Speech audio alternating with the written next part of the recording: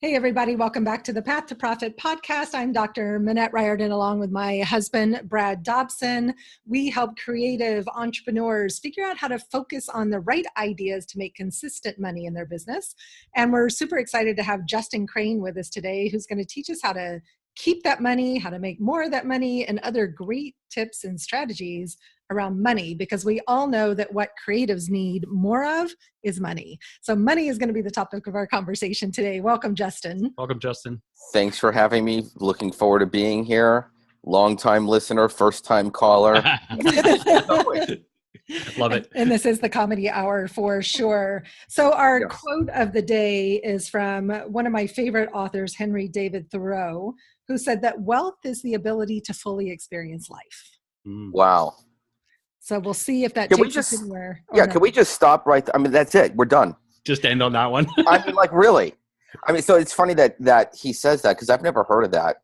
And I often use this quote called, it's not return on investment, but it's return on life.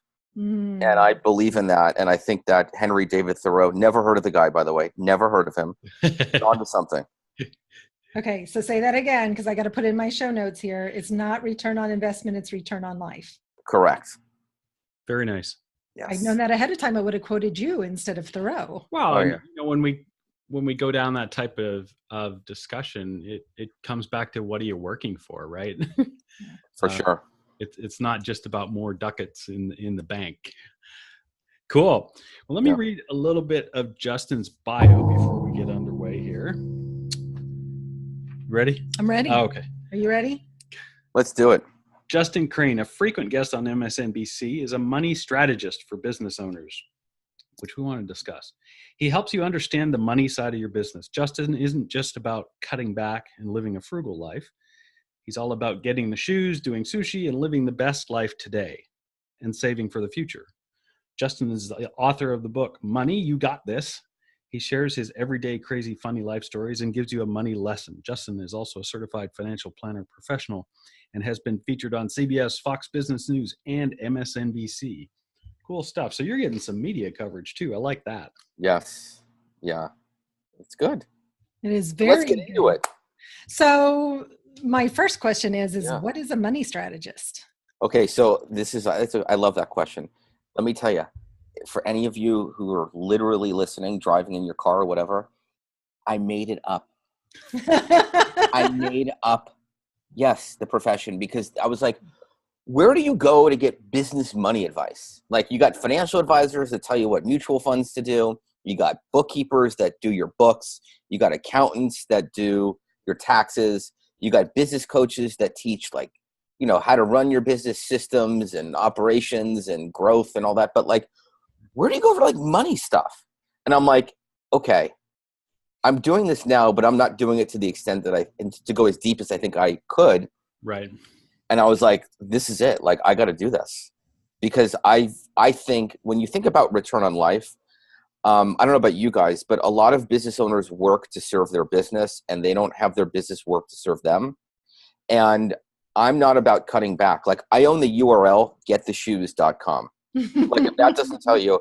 So everyone's like, Susie Orman's like, don't get Netflix. It's $11 a month. You could be putting that into an IRA. And when you're 95 years old, you could have $7 billion. And I'm like, that just, for me, it doesn't serve me and my belief around living a balanced life, because you can't just live for when you're older. You have to figure out that balance of course, you got to save some money for the future, but you also have to, like, do stuff now, like vacations, sushi, shoes, massages, cocktails, whatever it is. So how do you do that? Well, in my opinion, it's about using the success of your business as the engine to fund your personal goals. Right. It's about being smart with what you're doing now. It's about being profitable based on where you're at now. Not, I'm just going to make more money and then everything will be fine. Because, like, there is no Prince Charming in 40 years. It's you. Like, we all own it. So we have to be profitable based on where we're at now. And in working with my one-on-one clients as a financial advisor, because that's one of my businesses, I would ask them the questions like, how much money does your business need to make to send your kid to college? I mean, you just sent yours to college, right? So it's like, well, how did you do it? You paid for it through some of your business. It's got to be, right? Right. So I was like, all right, I got the deer in the headlights look from a lot of my clients. And I'm like, okay, well, who's really looking at those numbers? And then, I'm just letting you people know that I do have a bottle of wine up there. It will come down mid-show. So you need to continue. It's up there for a reason. It's planted right now. It's going to be open. And for those of you driving, that's fine, because we're going to talk wine in a little bit. But like, let's talk shoes too. Like, we can talk shoes and wine, the whole deal. Do you love shoes? You know what? I don't have a shoe fetish, but every woman that I work with who's a business owner loves shoes. It's true. So, yeah. So that's kind of like how I got into this. And I think that, I part of it is about, oh, by the way, do you guys know that it's a special holiday today? That it's no longer Columbus Day. It is National Get Your Head Out of the Sand Day. Oh, very nice. Is every day National Get Out of Your Head Out of the Sand Day? It just depends. I'll pull that one out once in a while. Very good. Yes. So this is interesting. I think, our generation, our parents' generation were the ones that, the man had a job and he was going to work till he retired, and then maybe the fun stuff would happen.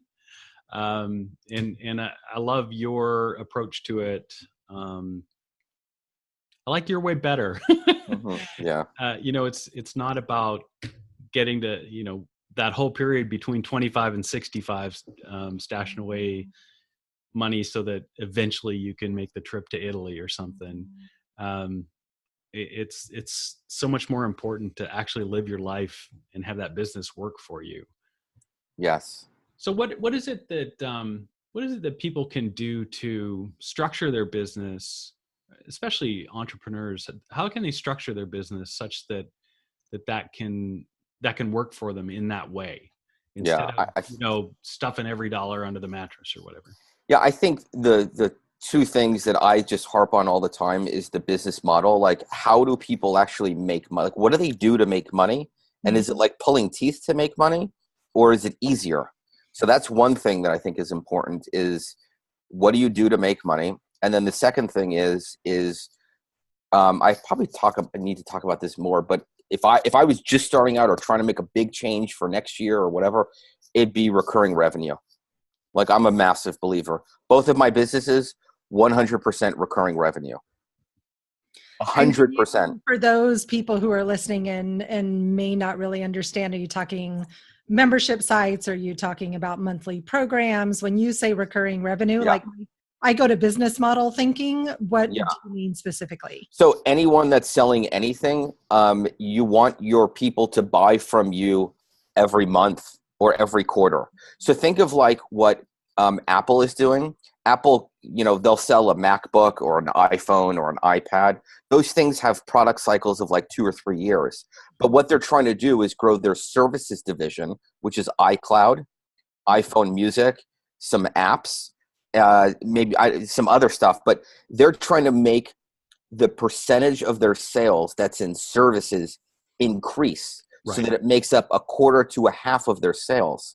And then their stock, or I don't know their stock, but their business would be worth way more. So that's what so I have a group that I work with. It's monthly. I have one-on-one clients that I work with. It's forever. My investment people, they're with me forever. My retainer one-on-one, where I act as a virtual CFO, it's ongoing. I don't believe in working for like a month with someone, because when you onboard someone in anything, the cost of the acquisition of bringing someone on, even no matter what you're getting paid, it's a lot. Yeah. So I love recurring revenue because it will allow you to go to Italy. Right. Can we just talk about your artwork? Just like a quick, it's all on her. Like, is that yours? Did you do that? Yeah. Oh my God, that's so cool. Thank you.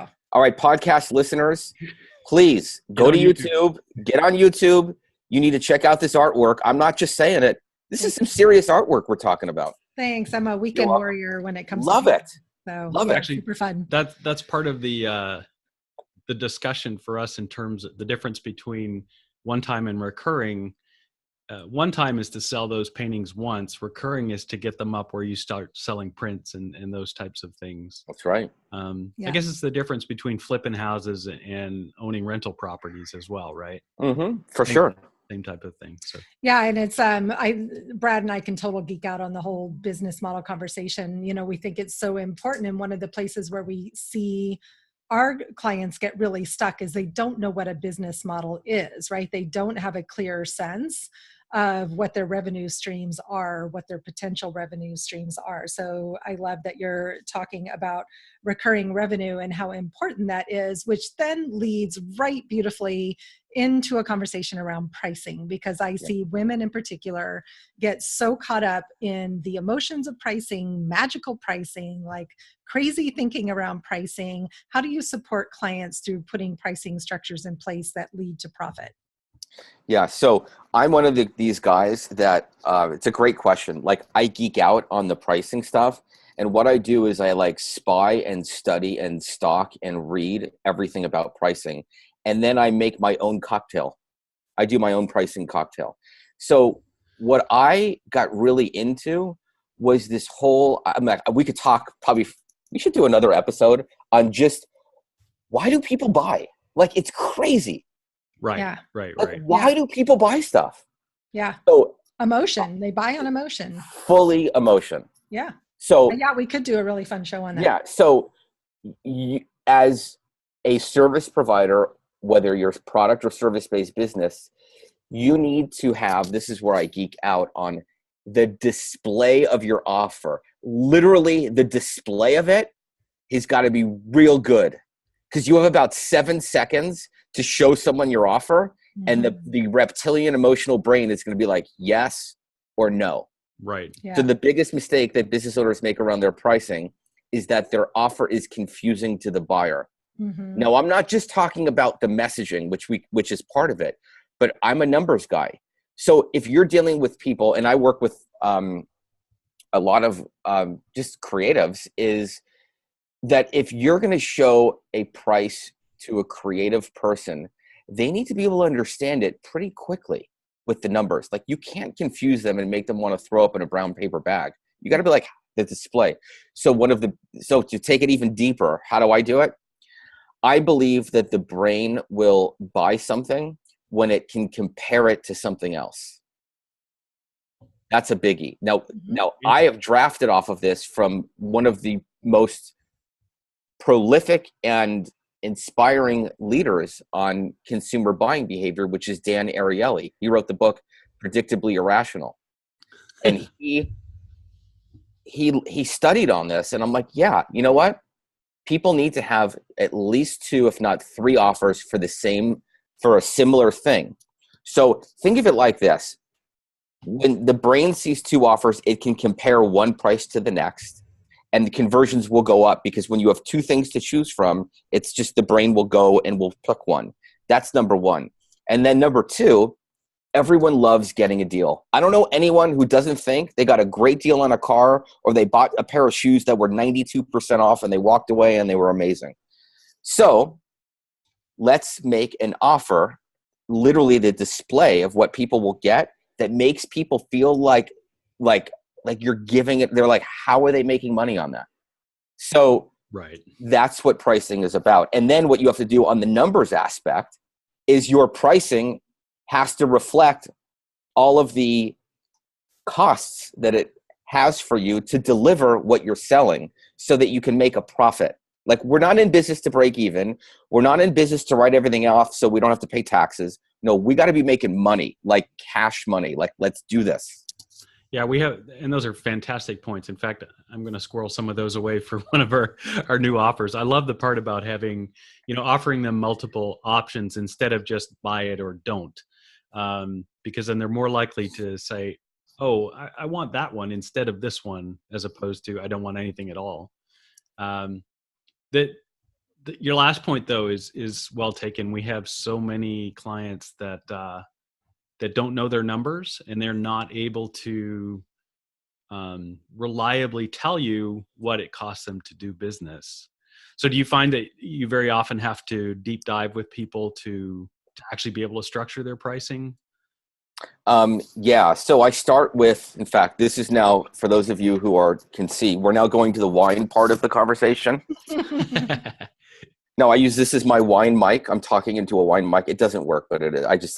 So what I have this knack and this love for is to create a safe place for business owners who don't want to deal with their money to deal with their money. Mm-hmm. So by me saying, number one, it's National Get Your Head Out of the Sand Day, that they really have to understand the fact that you really do have to get your head out of the sand.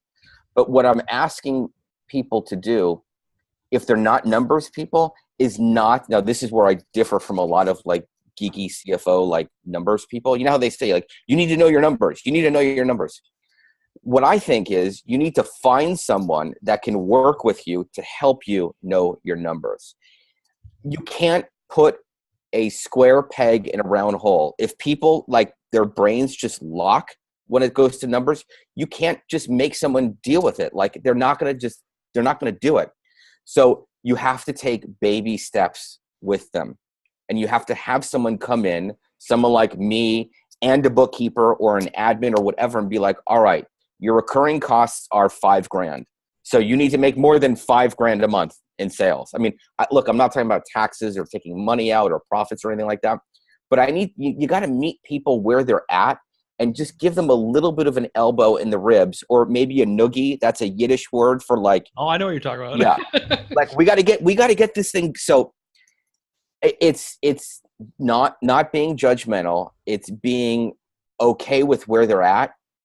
And then it's giving them, this is where I get a little mushy, but like I give a lot of content just with a little bit of mushiness, is that they need to be inspired, that they really can figure out this number stuff. Because usually what happens, what's going on with these people in their head is like, oh my God, my friend just had, breast cancer. I need to figure out my money because I don't want to have nothing when I retire. Or, oh my God, I have this debt I have to deal with. So there's a lot of emotions around it. And I'm just trying to make people feel like wherever they are, it's okay. Like, you don't suck because of whatever has happened. But the definition of insanity, right? We got to do something different to get a different result. Yeah, that's really effective. And there really are so many people who, don't have your skill set, right? In fact, probably 99.9% of the world don't have your skill set. And when they look at their numbers and they get confused and just start to close off, then yeah, they need support. It's not a bad thing, right? It's like anything else in the world where we're not good at. I've seen this when we run our live events, and Minette tries to put some basic math together for people to start estimating their profits or their numbers, and you can see the creatives just shut down. It's pretty funny.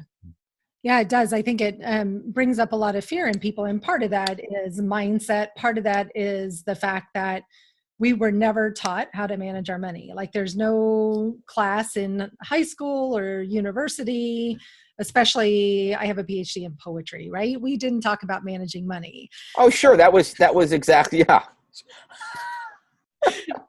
Right. But it's just that sense of no one ever took the time to teach us. And then, so we go off and we start businesses. And like, I remember when I started my publishing company, I put out the whole first issue of the magazine, and, I paid for the printing. I did all the delivery, and, we did great, made sales.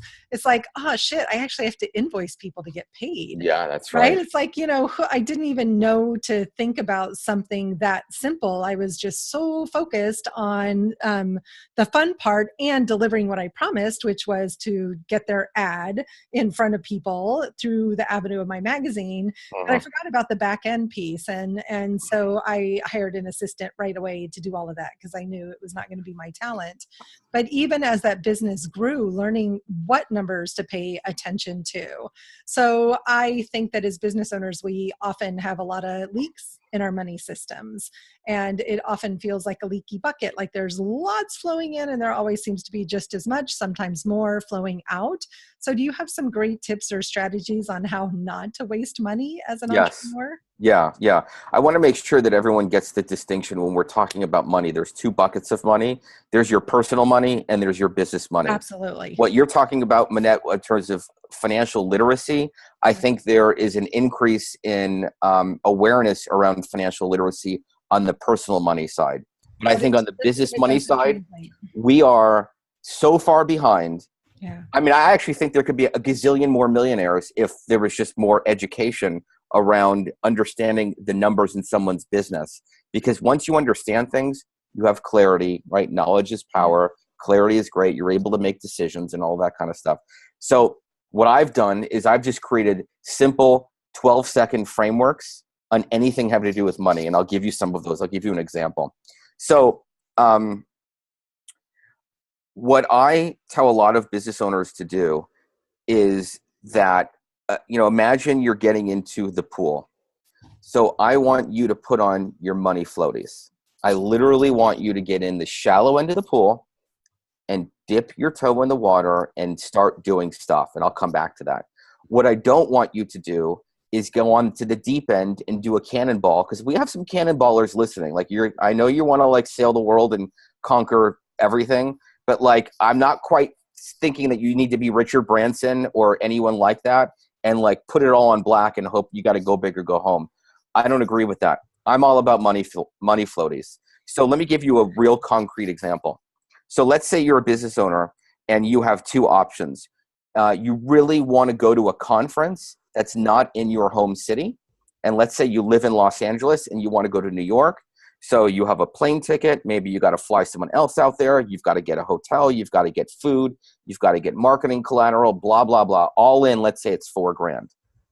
So what I believe in is if you don't think you can make 3 times your money on any investment, don't do it. So do you think you can make 12,000 off of the 4? If you think you can, then go. But if you don't think you can, then don't. So the $4,000 is the cannonball in the deep end. Now let's do a different example. Let's say you want to sponsor a networking breakfast. That's going to cost $200. So now it's $200. You need to make $600 off of that. That's 3 times your rate of return. Do you think you can make $600? So let's look at this. Money floaties, shallow end of the pool, smaller dollar amount investment, way less risk versus $4,000. What business owners do is they go for the $4,000. It doesn't work. Or the cash flow conversion cycle between laying out $4,000 and actually making money off of that may take 11 months. And most business owners cannot afford to put out that kind of money with that conversion cycle that long. So Sounds familiar. Yeah, we're doing that. Folks, listen to him. He's telling the truth. So I just talked about a lot of things: conversions, risk, and what else? I mean, I'm just gonna look. I love publicists. I love them. I used to have one. You hire a publicist, I'm making up a number, $2,000 a month, right? So 24,000 all in, at least. I mean, let's just say 2 to make it simple. So you're into it for $2,000 a month. Now, again, people driving, this is the fun part of the conversation with the math, because you don't have to do that much math. Right. But if you're paying someone $2,000 a month, that is a recurring cost. Okay, note to everyone listening: recurring costs, more money going out. We all know that. But when are we going to make money off of that publicity? You never know with publicity. It could be in 2 years. It could be in 20 minutes. You don't know. So does your business have the capacity to put that out for that long without knowing? So you have to clearly be able to understand, what am I investing in? How quickly can I convert off of that? And can I make 3 times my money?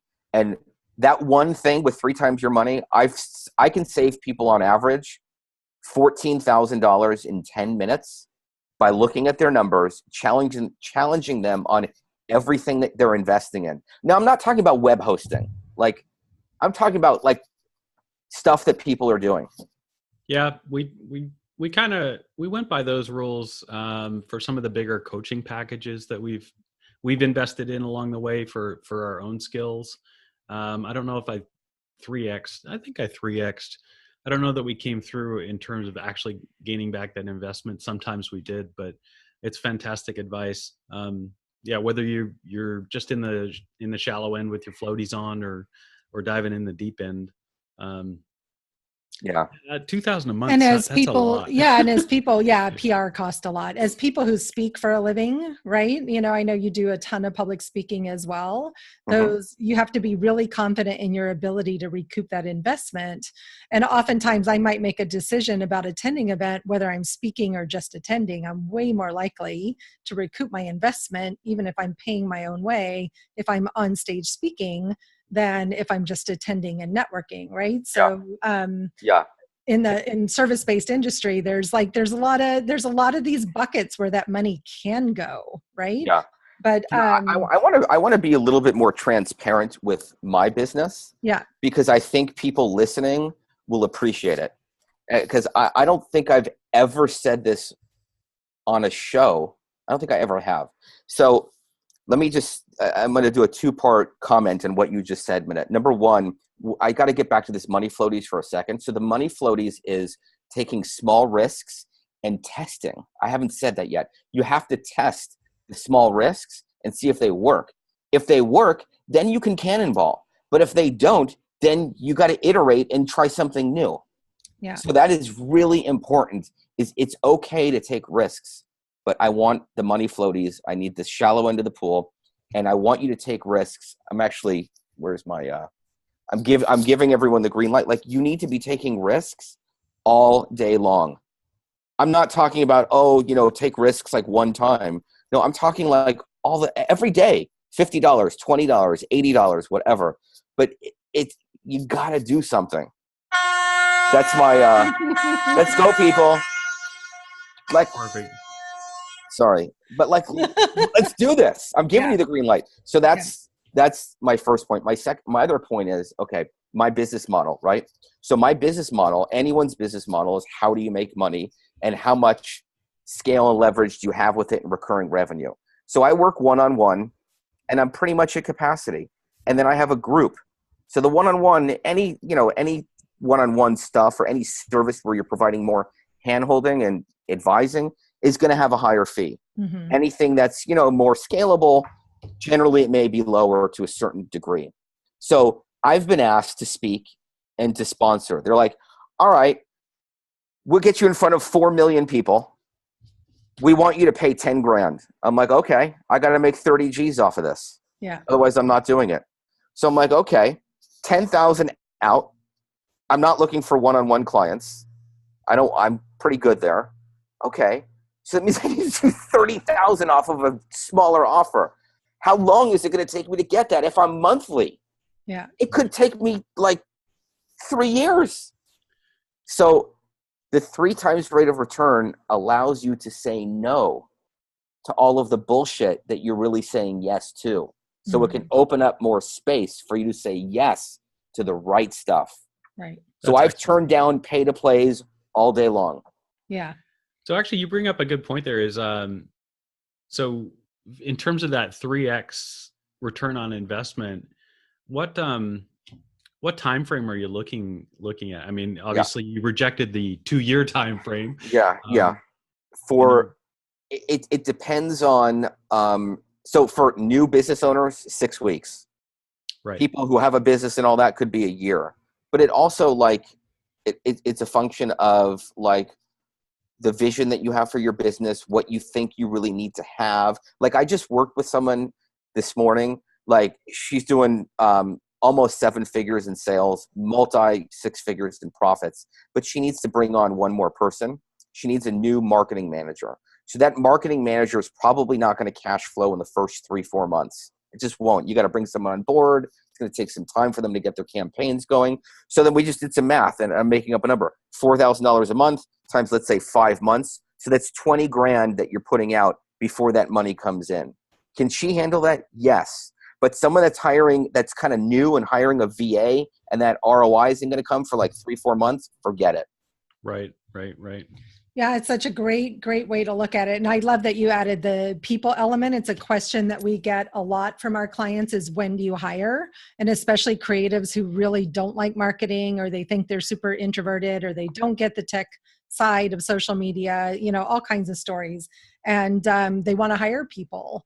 And so being able to give them something that practical, here's how you know if you're ready or not. Can you afford to invest and pay this person for anywhere from 2 to 6 months or even longer, depending on what you're hiring them for? Can you carry that before you see the return on the investment? Yes. Super practical. So last question, why are you so passionate about this? Because I know your background is just the traditional financial planner guy, right? Yeah. Was how you Yeah. got started? Yeah. I think, for me, when I was a kid, I played tennis. I was very, very competitive, and I was on this path to play college and maybe even pro. But I was in this environment where I felt really criticized. My parents were a big, part of that. I mean, they're loving, great, amazing people. But inside, I felt like, I wasn't good enough. Like, you didn't hit the backhand right. And I just got myself into this story of, I don't know, not being great and not reaching my potential. Sure. And not feeling like I was in an environment where I could literally stand up on a rock and have people look at me and be like, you got this. So that pattern of not believing in myself, not wanting to stand out, was very, very hard for me. It's why I worked at one firm, a financial advising firm, UBS, for 15 years, because I didn't believe that I could really help people and take the risk that I needed to get a return on my life. Mm-hmm. It was why I stayed in my first marriage and when I wasn't happy. So I'm doing this money strategy stuff because it heals me. Mm-hmm. It heals me to empower people that they can be the best that they want. They can have the best financial life that they want. And after I got divorced, I started messaging like, screw everyone. I'm putting my oxygen mask on first. I'm dealing with my own stuff and blah, blah, blah. And that message really resonated with women business owners. Mm-hmm. They're taking care of everyone else. They're not putting themselves first. They don't have the identity that they want for their own business and themselves. And I mean, when I just can create this kind of financial momentum really and success for these women, it heals me. And it allows me even to take this new business, this money strategy business, to the moon, because I'm like on my way to the moon. I don't even know where the moon is, but somehow I'm going to get there. Nice. But that's why I'm doing this, because I think we need this stuff. Maybe you're going to go to Mars with Elon Musk. Yeah, maybe I'll do that. But it's just very rewarding. That's I love the level of self-awareness you bring, and the little bit of mush that you bring to a topic that doesn't always get the mush that it needs when it comes to women and money, because that mindset is so important. And I love just the reminder to put your own oxygen mask on first. And money is oxygen in the world that we live in today, right? It's what makes everything go around. And just having people own this part about that we're in business to make money, even if we're healers, even if we're energy workers or massage therapists or coaches or whatever it is, artists, right? That we're in this game to make money. And the more that we can own that, I think the faster we can grow. And I love the term money strategist. I think it's brilliant. And I love the gifts and talents. And I love the way that you've taken your own journey and brought that into a way that not only heals you, but is going to really heal women in their work with money. It's beautiful. Thank you. Thank you. Super beautiful. Is it working? Is it healing you? Yeah, it is. Sweet. Yeah. And what I'm seeing is that community is powerful. Yeah. Community, it's crazy. I'm chopped liver now. These ladies, they're like, oh boy, they're like, I facilitate a lot of it, but it's so fun to create a community. And I think a lot of business owners need it, right? Because, we're just working and it's good to bounce stuff off other people. And I also think accountability with money is major. Yeah, it's pretty huge. And it's lonely, right? For so many of us who are at home doing this on our own or in our offices doing it on our own. I mean, I feel so lucky to work with Brad and have that brainstorming partner there and that support there every day. But so many women business owners feel really isolated. Yes. And staff are not business partners, right? I made that mistake of trying to, see my office manager as a peer, and she was never, ever going to have the passion for my business that I did, right? So a lot of those lessons have been learned the difficult way along my personal journey. So thank you so much for your time today. And where can we send people to get maybe some more of these fun 12-second messages that you talked about, or connect with you further? Yeah, I want to make sure that everyone, you said you're in business to make money. Like, we didn't talk a lot about profits, but people, you have to make profits, and then you have to have cash. Yes. So you need to go, so go to this URL, cashflowgift.com. It's one word, cashflowgift.com. And there will be the one thing that you need to do to get started and to make progress and to get momentum off of what we talked about today. Great. Cashflowgift.com. We'll have that in the show notes. Hey, this has been fantastic, Justin. Really appreciate it. Thank you. Yeah, and here's my quirky show notes. We'll use these in all our PR. Oh my God. All your fun little tips and strategies. That's why I'm not looking at you while we're talking. I love it. I usually tell people up front, but yeah, look, there's the it's National Get Your Head Out of the Sand Day. Oh my God. Yes. Justin, thank you so much for taking time out of your schedule to come and talk to us. We'll have to do another show on why people buy, because that whole psychology of buying is something that really fascinates me, and I think is really important for people to understand. And it's just the first step in the buying process, and maybe not even the most important one. I think some of the other pieces that go around that are just as important, right? So that we make sure they not only buy, but they love what they buy, and they stay with us so that we can create that recurring revenue. Awesome. Yeah. Thank you so much. We'll see you soon. Again, that's cashflowgift.com. I'm Minette. This is Brad, and we are the Path to Profit podcast. We'll see you on the next show. If you love this episode, go leave us some love on iTunes. Bye, guys.